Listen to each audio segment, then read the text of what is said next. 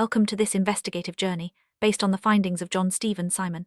In this report, Simon exposes what he calls the big lies, a series of alleged deceptions and conspiracies involving powerful figures and institutions in the United States. As of January 2026, Simon claims these lies continue to impact his life directly in Parkersburg, West Virginia. This video will walk you through the key points of Simon's investigation, the context behind his claims, and the broader implications he suggests. Let's begin by understanding who John Stephen Simon is and why his story matters. John Stephen Simon is an independent investigator and commentator, known for his YouTube channel at JSR History Reports.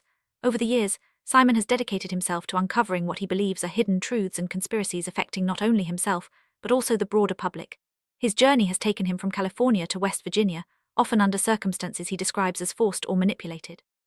Simon's persistence in sharing his story, despite significant personal risk, has made him a controversial figure in the world of investigative reporting. Simon's investigation centers around what he calls the big lies, systematic falsehoods and cover-ups allegedly orchestrated by government officials and secret societies. According to Simon, these lies are not just abstract concepts, but have real, tangible effects on individuals like himself. He claims that these deceptions are perpetuated through various channels, including the media, law enforcement, and political figures. Simon's goal is to bring these hidden truths to light, hoping to inspire accountability and change. One of the most striking claims in Simon's report is his forced relocation from California back to Parkersburg, West Virginia. He alleges that this move was not voluntary, but orchestrated as part of a larger ritual connected to the 2024 presidential election. Simon suggests that these actions were symbolic, serving the interests of powerful individuals, including then-President Donald Trump. This forced movement, according to Simon, is just one example of how individuals can be manipulated for political or ritualistic purposes.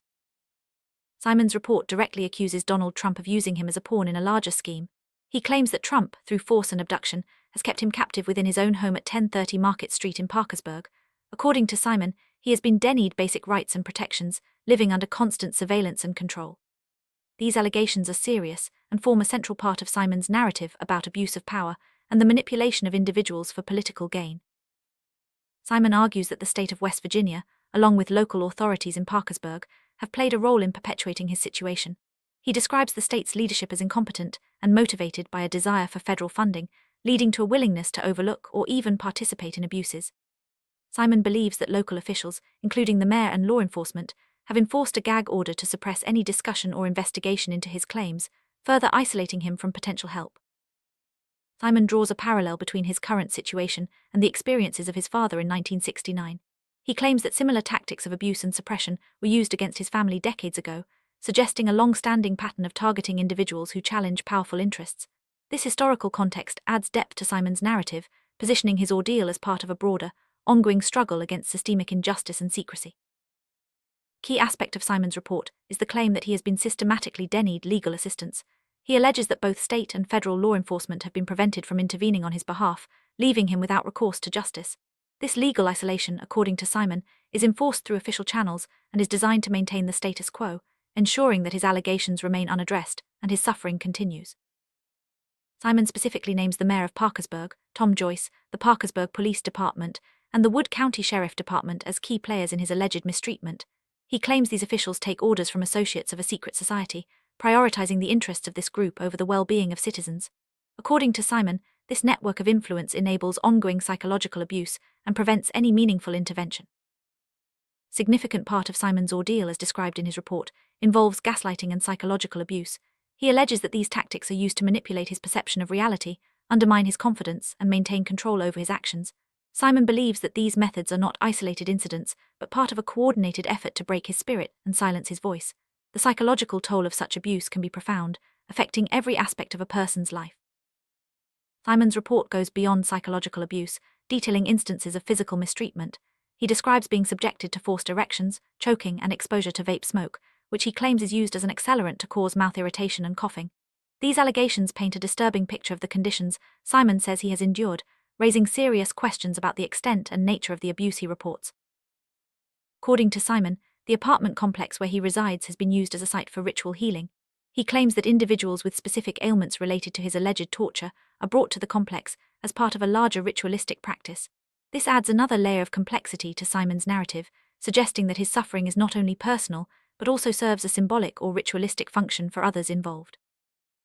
Simon's allegations extend to some of the most powerful figures in the world, including Donald Trump, King Charles, and former President George W. Bush. He claims that these individuals have used him as a tool or symbol, much like a piece in a chess game.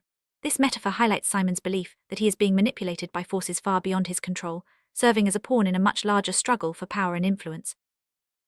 Simon uses the analogy of a chess game to describe his situation, comparing himself to a pawn or flag used by powerful players. He suggests that just as in chess, individuals like himself are moved and sacrificed according to the strategies of those in power. This analogy serves to illustrate the sense of helplessness and lack of agency Simon feels, as well as the calculated nature of the actions taken against him.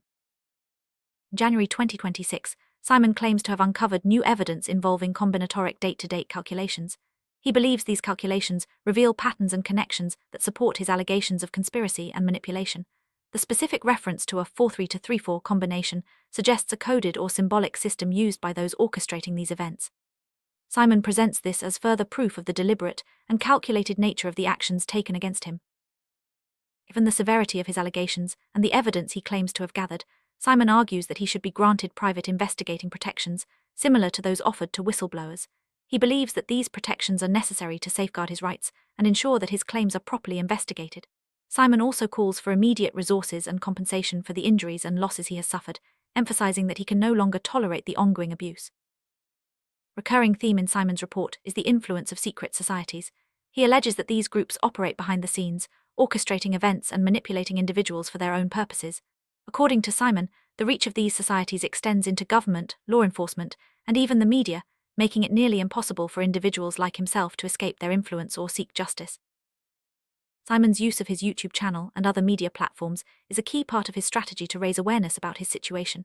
He believes that mainstream media is either complicit in the cover-up or unwilling to investigate his claims.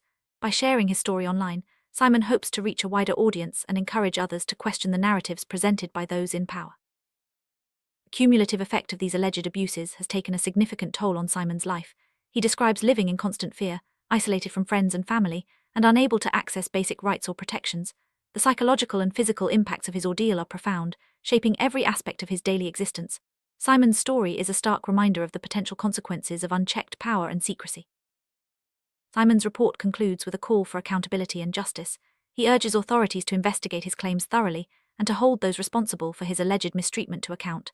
Simon believes that only through transparency and accountability can similar abuses be prevented in the future. His story serves as a plea for greater oversight and protection for individuals who challenge powerful interests. In summary, John Stephen Simon's investigative report presents a complex and troubling narrative of alleged abuse, conspiracy, and cover-up.